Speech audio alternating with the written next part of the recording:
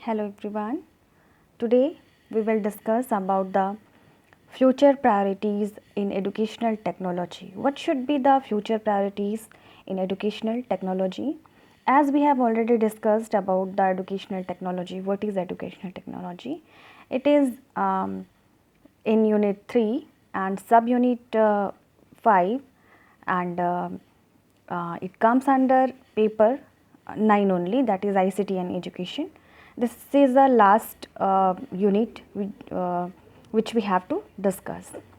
तो यहाँ पे हमें जानना ज़रूरी है कि ऐसी कौन कौन सी तकनीकी विशेषताएं हैं या प्राथमिकताएं हैं जो हमें भविष्य में क्या करनी चाहिए, इस्तेमाल करनी चाहिए या यूज़ करनी चाहिए. तो today we are going to discuss about this. First is establishing technology as the backbone of school improvement. आज के समय में हम देखेंगे तो टेक्नोलॉजी जो है वो जो हमारा एजुकेशन सिस्टम है या जो हमारी शिक्षा की विधि है उसमें टेक्नोलॉजी का उपयोग मात्र 20 से 25% हो रहा है, जिससे हम इसका अधिकतम उपयोग और फ़ायदा नहीं ले पा रहे हैं. तो we should always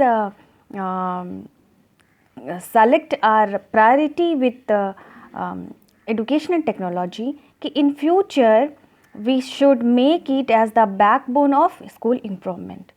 तो इसमें for the student learning, professional development and administration सभी चीज़ों में इसको हमें as a बैकबोन स्कूल के में बैकबोन बनाना होगा. जैसे कि छात्रों के अधिगम के लिए इसका उपयोग करना होगा, हमारे प्रोफेशनल डेवलपमेंट के लिए जितने भी शिक्षक हैं उनके प्रोफेशनल डेवलपमेंट के लिए इसका उपयोग करना होगा, और साथ ही साथ एडमिनिस्ट्रेशन एडमिनिस्ट्रेशन के लिए भी जितने भी कार्य होते हैं इसके लिए भी हमें क्या करना होगा, टेक्नोलॉजी को एस्टेब्लिश करना पड़ेगा ताकि हम 100% कार्य कर सकें. किससे? एजुकेशनल टेक्नोलॉजी के हेल्प से. तो हमारी फ्यूचर प्रायोरिटी में फर्स्ट होना चाहिए establishing technology as the backbone of school improvement. विद्यालय की प्रगति के लिए तकनीकी को रीढ़ की हड्डी के रूप में या आधारभूत संरचना के रूप में प्रयुक्त करना या स्थापित करना हमारी प्राथमिकता होनी चाहिए. Okay. Then second one, integrating technology to prepare student for career and keep students engaged. Technology को हमें ऐसे इंटीग्रेट करना चाहिए, ऐसे एकीकृत करना चाहिए कि छात्र अपने आप के जो करियर है अर्थात जो लाइवलीहुड अर्न करने की का जो साधन है, जीविकोपार्जन का जो साधन है, उसके साथ साथ छात्रों को उस पर इंगेज भी रखा जाए. इस तरह की प्रवृत्ति होनी चाहिए टेक्नोलॉजी की in future. Like future priority में हम दूसरा कह सकते हैं कि टेक्नोलॉजी को हमें एकीकृत करना होगा या तकनीकी एकीकरण is the second point. The third one is increasing federal funding support for technology through enhancing education through technology. यहाँ पे ये कह रहा है कि वित्तीय संपोषित फंड की सपोर्ट चाहिए, इसे बढ़ाना होगा हमें. संघीय वित्त पोषित जो सहायता होती है उसकी मदद से हमें टेक्नोलॉजी को बढ़ाना होगा फॉर द फ्यूचर प्रायोरिटी, ताकि हम क्या कर सकें, एजुकेशन को तकनीक की मदद से क्या कर सकें, हम बढ़ा सकें. Okay. Then keeping educators up to date on the latest technologies to help them be more effective in their teaching environments. यहाँ पे हमारी दूसरी जो ये होनी चाहिए चौथा हमारा जो फ्यूचर प्रायोरिटी होना चाहिए फॉर टेक्नोलॉजी, ये होना चाहिए कि यहाँ पे जितने भी शिक्षक हैं, एडुकेटर्स हैं, उनको अप टू डेट रखना है. किसके लिए? जो उस वक्त वर्तमान जो भी तकनीक होगी उसके उसके लिए उन्हें अपडेट रखना है ताकि वो क्या कर सकते, अपनी टीचिंग एनवायरनमेंट को, अपना जो शैक्षणिक वातावरण को वो और भी ज़्यादा इम्प्रूव कर सकें और इफ़ेक्टिव बना सकें। ओके, 5वें नंबर पे हम कह सकते हैं for future priorities in education technologies, increasing support for pre service educational technology programmes. हमें क्या करना है, प्री सर्विस यानी कि सर्विस से पहले, कार्यरत होने से पहले शैक्षिक तकनीकी कार्यक्रमों को बढ़ावा देना होगा या बढ़ाना होगा, उनको इंक्रीज़ करना होगा। ओके, क्यों करना होगा, ताकि जो शिक्षक हैं, जो वुड बी शिक्षक हैं, जो छात्र अभी ट्रेनिंग ले रहे हैं और शिक्षा के क्षेत्र में आगे बढ़ेंगे, वो क्या कर सके, और भी ज़्यादा टेक्नोलॉजी को अडॉप्ट कर सके और छात्रों तक उसे पहुंचा सके। मीन्स तकनीकी का प्रयोग, जैसे हमने इसके डिसएडवांटेज में पढ़ा है कि कई बार शिक्षक क्या होते हैं, टेक्नो फ्रेंडली नहीं होते हैं, तो वो टेक्नोलॉजी को कैसे हैंडल करना है, इसके लिए यह भी एक समस्या होती है। तो इस समस्या को हटाने के लिए फ्यूचर में हमारी प्रायोरिटीज़ होनी चाहिए, it should be increasing support for pre service educational technology programme. पूर्व कार्यरत शैक्षिक तकनीकी कार्यक्रमों को क्या करना चाहिए, बढ़ावा देना चाहिए। 6ठे नंबर पे, use technology to scale improvement and accelerate reform. यहाँ पर 6वें पॉइंट में हम कह सकते हैं कि टेक्नोलॉजी का प्रयोग हम एक क्रमबद्ध स्तर को बढ़ाने के रूप में करेंगे in future.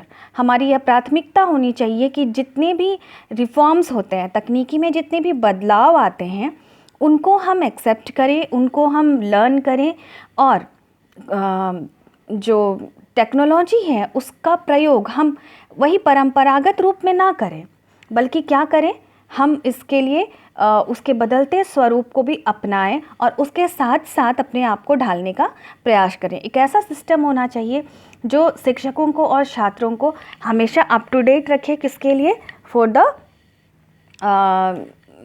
Use of technology. Then in a 7 number, the future priority of in educational technology should be ensuring in universal access to broadband service। ठीक है, जो ब्रॉडबैंड सर्विस है उसका यूनिवर्सल एक्सेस होना चाहिए, इसके लिए श्योर करना चाहिए, क्योंकि अगर हमारे पास ये ब्रॉडबैंड सर्विस नहीं है, हमारे पास प्रॉपर सर्चिंग सर्वर नहीं है, तो हम क्या नहीं कर सकते हैं, हम बहुत सारी चीज़ों को एक्सेस नहीं कर सकते, जैसे स्कूल असाइनमेंट, ग्रेड्स और पेरेंट्स के नॉलेज से भी रिलेटेड जो चीज़ें होती हैं उसको हम क्या नहीं कर सकते हैं, पेरेंट्स के से रिलेटेड चीज़ें जैसे बच्चों के ग्रेड जानना, फ़ी सिस्टम को जानना, बच्चों की प्रोग्रेस को जानना, ये सारी चीज़ें हम क्या नहीं कर सकते हैं, इंश्योर नहीं कर सकते हैं without the universal access. Okay, then developing system and strategies that will help educators use assessment data to improve student learning। ऐसे फ्यूचर में हमारी प्रायोरिटी होनी चाहिए इन एजुकेशनल टेक्नोलॉजी कि हमें ऐसे सिस्टम को डेवलप करना है जो कि सिस्टम और तकनीकी को विकसित करना है, जो कि शिक्षकों को हेल्प करे, किसमें, असेसमेंट में, छात्रों के इम्प्रूवमेंट के असेसमेंट में हेल्प करे। अभी भी कई सारे टेक्नोलॉजीज़ हैं जिसके थ्रू हम क्या करते हैं, स्टूडेंट्स के इम्प्रूव को ऐप के थ्रू या फिर टेक्नोलॉजीज़ के थ्रू हम जज करते हैं, लेकिन इसको क्या होना चाहिए, एक विस्तृत रूप में होना चाहिए, ताकि हम समय समय पर उनके इम्प्रूवमेंट को असेस कर सकें और अकॉर्डिंगली उनको एजुकेशन दे सकें। Then 9th number is investing in research and development focused on innovation in teaching and learning. हमें क्या करना है कि रिसर्च और डेवलपमेंट, हमें ऐसी जगह हम कहने का तात्पर्य है कि इन अ फ्यूचर प्रायोरिटी हमें क्या करना है, रिसर्च और डेवलपमेंट को फोकस करना है, शोध और विकास को, शिक्षा के क्षेत्र में शोध और विकास को हमें क्या करना है, विकसित करना है, ताकि हम शिक्षण और अधिगम दोनों में इन्वेंशन को ला सकें, एक नयापन ला सकें, इनोवेशन ला सकें। क्योंकि अगर हमारी लर्निंग हम जानते हैं कि हमारी दुनिया बहुत परिवर्तनशील है, हर पल यह बदल रही है, और परिवर्तनशील संसार में हमारी आवश्यकताएं भी बदलती रहती हैं। तो जब हमारी आवश्यकताएं बदलती रहती हैं तो हमारी जो अधिगम की प्रवृत्ति है और शिक्षण की प्रवृत्ति है उसमें परिवर्तन आना बहुत ही सामान्य है, क्योंकि हम अपनी आवश्यकताओं के अनुसार ही शिक्षण और अधिगम करते हैं।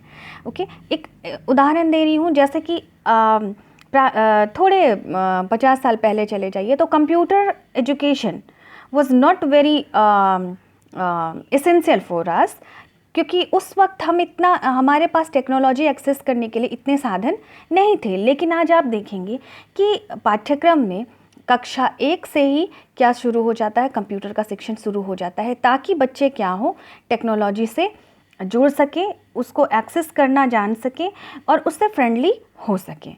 ओके, तो हमारी फ्यूचर प्रायोरिटी भी यही होनी चाहिए कि हम ज़्यादा से ज़्यादा क्या करें, इनोवेशन ला सकें इन teaching and learning through the research and development in educational technology. Then last one, the 10th one is, the priority is promoting global digital citizenship. Global digital citizenship एक ऐसी सिटीजनशिप होती है जहाँ पे आप डिजिटली एक दूसरे से जुड़े हुए रहते हैं through technology based cross border collaboration, जहाँ पे आप एक दूसरे को सहयोग करते हैं with the help of technology. मतलब यहाँ पर आपको ऐसे व्यक्ति के रूप में निर्मित करना होगा अपने छात्रों को जो कि टेक्नो फ्रेंडली हो और टेक्नोलॉजी के साथ कार्य करने में सक्षम हों। और हम जानते हैं कि जैसे बहुत सारे डिसएडवांटेज होते हैं कि बच्चों में डिस्ट्रैक्शन आता है, बच्चे में चीटिंग की प्रवृत्ति आती है, बच्चों में इनअटेंटिव प्रवृत्ति आती है कि उन्हें पता है कि गूगल में सब कुछ मिल जाएगा, तो वो क्या करते हैं, वो कक्षा में ध्यान नहीं देते हैं। तो ये सारी प्रवृत्तियों को हटाना भी हमारी प्रायोरिटी में शामिल होनी चाहिए। तो आप इसमें जितने भी डिसएडवांटेज हैं उनको हटाना भी एजुकेशनल टेक्नोलॉजी के फ्यूचर प्रायोरिटीज़ में शामिल कर सकते हैं। तो हम इसको सम अप अगर किया जाए तो हम यह कह सकते हैं कि future priority in educational technology should be what it should B, कि यह सभी के लिए क्या हो, सभी व्यक्ति इस टेक्नोलॉजी को यूज़ कर सकें, सभी के लिए अवेलेबल हो। विद्यालय में या फिर एजुकेशनल इंस्टीट्यूशन में इसे एज अ बैकबोन यूज़ किया जाए। आज के समय जब हम टेक्नोलॉजी को 20% यूज़ कर रहे हैं फॉर टीचिंग एंड लर्निंग, ताकि टीचिंग और लर्निंग इफेक्टिव हो सके, तो इसे हमें क्या करना है, इसे हमें 80% तक या फिर अबव 50% यूज़ करना है। शिक्षक की जगह कोई नहीं ले सकता है, क्योंकि कंप्यूटर का संचालन भी ह्यूमन बीइंग ही करते हैं। सो दैट शिक्षकों को क्या करना है, इतना योग्य बनना है और सक्षम बनना है ताकि वह टेक्नोलॉजी को फ्लुएंटली यूज़ कर सके।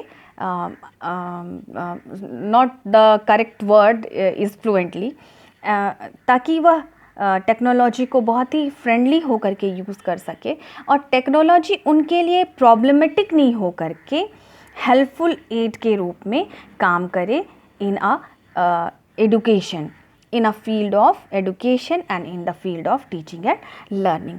तो फ्यूचर प्रायोरिटी में आप वो सारी चीज़ें ला सकते हैं इन एजुकेशनल टेक्नोलॉजी जो आप शिक्षा को सुधारने के लिए टेक्नोलॉजी में सुधार लाना चाहते हैं।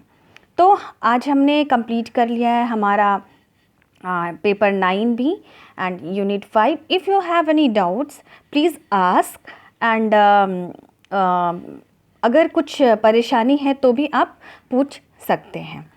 तो आज हमारा आज के लेक्चर में बस इतना ही। Thank you.